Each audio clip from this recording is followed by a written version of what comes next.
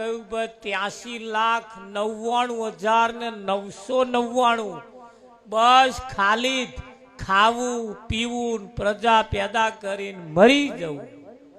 કેટલામ 83,99,999 માં આવ્યા જ રીત છે. આના એક જ 83,99,999 માં આ એક ઉમેરીએ એટલે 84 લાખ થાય. અને આ એક જ એક એવું છે જેનાથી ભજન થાય, જેનાથી પરમાત્માની કથા થાય, જેનાથી શુભ કાર્ય થાય, જેનાથી સારું કાર્ય થાય. પણ આ જ અવસર સારો મળ્યો છે તારો અમદ બહુ મોટી જફાઓ છે. લોડી લઠ્ઠાઓ અમદ છે ને 84 લાખ અવતારમાં જે ના કર્યું એને બધાને 84 લાખનું અમદ કરી લેવું છે. તમે સરવાળો મારજો, જેને કોઈ ખાનાર નહીં ને એવા જંપીને બેસતા જ નહીં. એ રાત દાડો હેડ હેડ હેડ હેડ હેડ હેડ હેડ હેડ હોય છે કે નહીં હોતું હે રાવજી મહારાજ? પણ આ તમે કૂતરો જુઓ, ચકલો જુઓ, પશુ પંખી આ બધા તમે જુઓ કેવા કિલોલ કરે છે. કૂતરોએ કોઈ દિવસ એમના કોઠામાં ભરી રાખ્યું છે? એમના વડવાઓ ભરીને ગયા છે? તા એમના વડવાએ કૂતરાને કોઈ વીઘું આલ્યું હે? કોઈ પશુ પંખી બા બધા નામ જો કોઈને કશું કોઈ એમના વડવાઓ મેલીને ગયા છે? કશું મેલીને નહીં ગયા. તોય મારા બેટો આનંદમાં કિલોલમાં છે. તા એમની પ્રજા ઘટી ગઈ, ભૂખે મરી ગઈ, ભૂખે મરી ગઈ. આનું હમણાં 12 મહિનાનું 2 વર્ષનું ભર્યું છે તોય હવા મુઠે તાર મોઢા ઉતરેલી કઢી દે. શું કરવાનું? નરી ચિંતા લઈને ઊંઘી જાય તા નરી ચિંતા લઈને ઉઠે. અને ફર્સ્ટ ક્લાસ આ હવાનો દાઢો આવ્યો છે તાવ અમદ અમનો મોઢો ઢીલો વિઠ્ઠલમાં. પણ બધાને ખુશમાં રાખ્યા છે ભગવાને પરમાત્માએ. તમે જુઓ બધાને આનંદમાં રાખ્યા છે. અને આ એક આખી આનંદની મૂર્તિ છે. કોની મૂર્તિ છે? આનંદની મૂર્તિ છે. અને પરમાત્માએ કોઈ અન્યાય કર્યો નથી. એણે એના જેવા જ બનાયા છે. કોના જેવા બનાયા છે? એના જેવા જ બનાયા. પણ રાજાને ઘેર નોકરી કરે, રાજાની ગુલામી કરે, રાજાની સેવા ચાકરી કરે અને રાજાને 2 હાથ જોડીને વિનંતી કરે છે કે રાજા હે જહાંપના,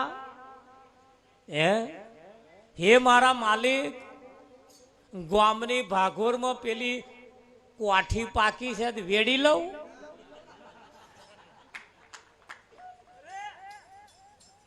રાજાને એવું કે છે કે પેલી ભાગોરમાં કોઠી પાકી હદ વેડી લઉં? રાજાએ વિચાર કર્યો મારો બેટો રહે અહીં, પડ્યા રહે દરબારમાં, ધક્કા ધણીકા ખાય. દરબારમાં પડ્યો રહે, અહીંયા આગળ રાત દાડો અહીંયા સેવા કરે હે, છતાં હું આની દોનત કોઠો બોરમ પડી છે. શેમાં પડી છે? આ કોઠામાં છે આની દોનત. નાના કદાચ કોઠા વગર બીજું કશું માગ્યું હોત તો શું ના કહેવાનો તો? પણ આની દોનત જ હવા ઉઠે ત્યાંથી કોઠા બોરમ તે એનો દાડો ક્યાં વરે ભાઈ? વરે રાજા, એક તો રાજા હતા જેમની સત્તા વિશેષ હોય, જેની બધે સત્તા ચાલતી હોય. એના આખા નગરમાં એની સત્તા ચાલતી હતી. ફરતા ફરતા ફરતા ફરતા જંગલમાં જતા હતા. તારે કઠિયારો હે તો એક લાકડો કાપતો હતો અને પરસેવે રેપ જેપ થઈ ગયેલો, હોફી ગયેલો અને થાકી ગયેલો. રાજાએ જોયું બચારો વૈત્ર કરી કરી કરી કરીને આ મરી જશે, આનો દાઢો નહીં વરે છે કઠિયારો. એટલે રાજાએ કહ્યું ગયા ભાઈ તું આખરે મારે નગરની પ્રજા કહેવાવ અને એક રાજાના નાતે મારે તને કંઈક આપવું જોઈએ. આ તો કોઈની ધોનમાં આવવું ને એ મહત્વનું. રમણભાઈ કોઈની ધ્વનમાં આવવું ને એ મહત્વનું. રાજાની ધ્વનમાં આવી ગયો ને કહ્યું જા પેલું આખું જંગલ જે ચંદનનું છે એમાં 1 વીઘું જમીન આખું ચંદનનું તને સોંપ્યું. કાલે સવારમાં દરબારમાં આવજે, હું તને દસ્તાવેજ કરીને આપી દઈશ.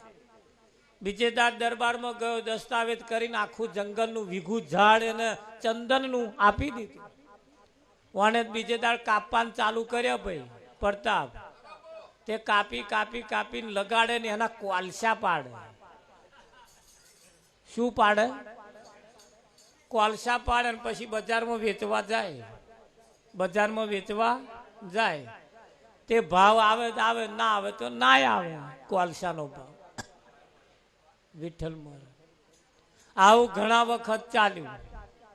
આવું ઘણા વખત ચાલ્યું. લગભગ 3 ભાગનું જંગલ તો કાપીને કોલસા પાડી દીધા. 1 ભાગ બચ્યો તો રાજાને વિચાર આવ્યો પેલાનું વીઘું ઝાડ જંગલ આલ્યું હોય ચંદનનું, લાઈ તપાસ કરું, હવે તો દશા વરીએ છે. રાજા ગયા હતા તો ફાટલા થટલા ઝૂંપડામાં જ પડે રહેલો. ખાવા પીવાનું ઠેકાણું નહીં, ઊંઘવાનું કોથરામ ફાટલા ખોટલા ઊંઘી રહેલું, આડો પડી રહેલો. રાજાએ ઉઠાડીને પૂછ્યું કે આ વીઘું ચંદનનું ઝાડ આલ્યું તું કે હજુ તારી દશા નહીં બદલાઈ? કે મહારાજ હજુ દશા નહીં બદલ્યાની પાછળનું કારણ કે શું કારણ છે? કે હમણાં કોલસાનો ભાવ બેહી ગયો છે. રાજાએ વિચાર કર્યો કે આ ચંદનનું વીઘું ઝાડ મેં તને કોલસા પાડવા નતું આલ્યું. હે આ મહી જે મુદ્દા માલ છે ને એ તો કિલો ઉપર નહીં તોલા ઉપર જાય, તોલા ઉપર. મૂર્ખના સરદારે ચંદનનું ઝાડ છે અને ચંદનનું જંગલ છે, ચંદનનું વીઘું છે અને તે કોલસા પાડ્યા. આટલે ही દ્રષ્ટાંત પતિ નહીં ગયું. હવે એ મુદ્દો આપણી કન આવ્યો. આ જેણે માલિકે આપણને ચંદનનું ઝાડ સંસાર, આ સંસાર એ ચંદનનું ઝાડ છે. જો એમાંથી કંઈક મેળવતો આવડે તો, જો એમાંથી કંઈક પ્રાપ્ત કરતો આવડે તો એમાંથી તોલે વેચાય એવું છે. પણ આપણી દ્વાનત જ કોલસામ છે. હે એટલે સંતોનું કેવું એમ છે કે વિચાર બદલવા પડશે. શું બદલવું પડશે? કપડો નહીં બદલવાનો, ગામ નહીં બદલવાનું, તાલુકો જિલ્લો નહીં બદલવાનો, વિચાર બદલવાના. જે નીચા વિચારો છે એને ઊંચા વિચારો તરફ લઈ જવાનું છે. અને જેના ઊંચા વિચારો ચાલતા હોય એ ઊંચા પદને પામે, ઊંચું હાંસલ કરે. અડગ મનના માનવીને હિમાલય નડતો નથી, સ્થિર કદમ હોય એને ક્યારે રસ્તો જડતો નથી.